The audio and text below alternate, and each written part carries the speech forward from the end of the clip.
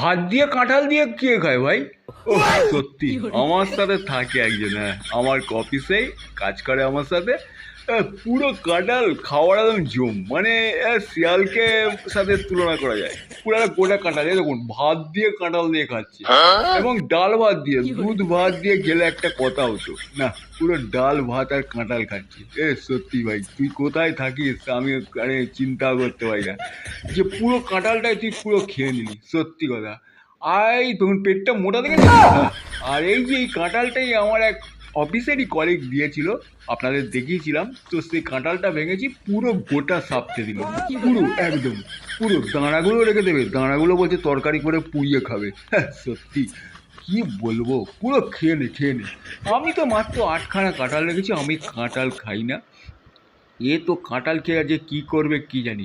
বা যদি রাত্রিবেলা জ্বালাতন করো, কোনো আওয়াজ করেছো, তোমার পিঠের ছাল খুলে নেবো।